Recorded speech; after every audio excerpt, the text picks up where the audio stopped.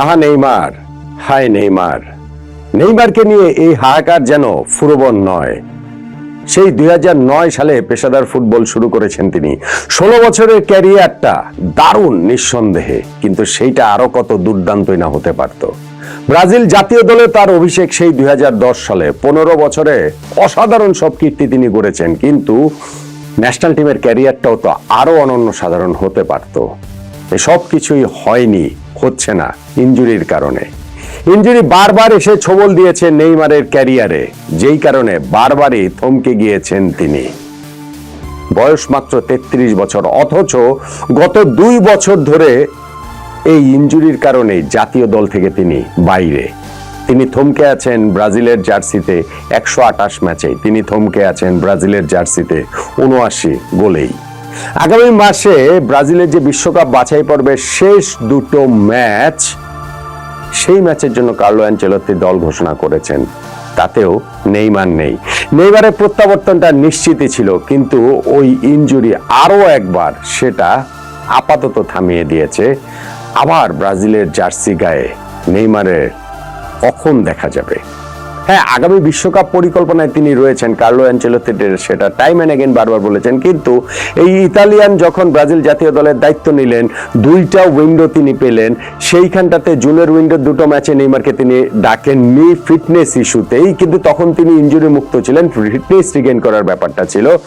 এখন যখন আবার আগামী মাসের ফিফা যে 2টো উইন্ডোতে যে 2টো ম্যাচ রয়েছে, সেইখানটাও নেইমারকে তিনি ডাকতে পারলেন না। আগামী বিশ্বকাপ পরিকল্পনায় নেইমার আছেন সত্যি, কিন্তু ইনজুরি যদি বারবার এইভাবে তাকে ব্রাজিল জাতীয় দলে ফেরার পথটা রুদ্ধ করে রাখে, তাহলে 2026 বিশ্বকাপেও কি নেইমারকে খেলতে দেখা যাবে কিনা, ওই প্রশ্নটাও কিন্তু ক্রমশ বড় থেকে বড় হয়ে উঠছে। নেইমার ব্রাজিলের প্রাণভ্রমরা।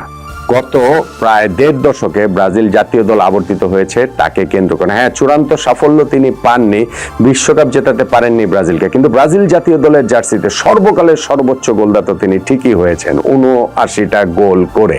কিংবদন্তি পেলের 77 গোল তিনি পেরিয়ে গেছেন, কিন্তু এর সর্বশেষ জাতীয় দলের হয়ে খেলেছিলেন সেই 2023 সালে অক্টোবরে উরুগুয়ের বিপক্ষে। সেই ম্যাচেই কিন্তু ভয়ঙ্কর হাঁটুর ইনজুরিতে পড়েন তিনি, যেই কারণে তার সার্জারি লাগে, যেই কারণে দীর্ঘ একটা সময় মাঠের বাইরে থাকতে হয়, যেই কারণে 2024 কোপা আমেরিকাও তিনি মিস করেছেন।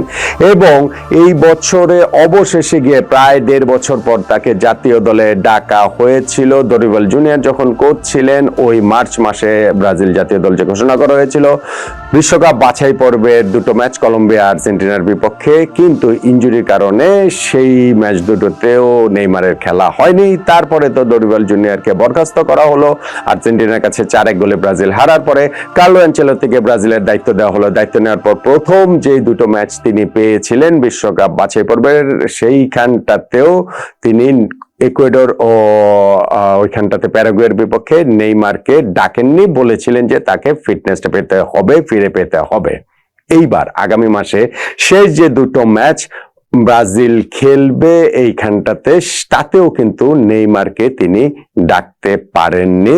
4 সেপ্টেম্বর চিলির বিপক্ষে এবং 9 সেপ্টেম্বর বলিভিয়ার বিপক্ষে 2টো ম্যাচ ব্রাজিল খেলবে। বিশ্বকাপ বাছাই পর্বের এইখানটা এক অর্থে কোনো গুরুত্ব নেই, কেননা ব্রাজিলের মধ্যে কোয়ালিফাই করে ফেলেছে, কিন্তু নেইমার এই টিমটার সঙ্গে, কার্লো অ্যানচেলত্তির এই দলের সঙ্গে কিভাবে নেইমারকে ফিট ইন করা যায় সেটা দেখার জন্য ম্যাচগুলো গুরুত্বপূর্ণ ছিল।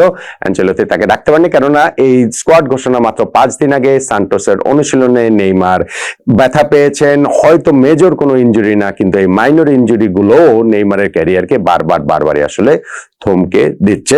ফলে কার্লো অ্যানচেলত্তির এই দলটাতে নেইমারকে দেখা যাচ্ছে না, ব্রাজিল জাতীয় দলের জার্সিতেও নেইমারের প্রত্যাবর্তন হচ্ছে না।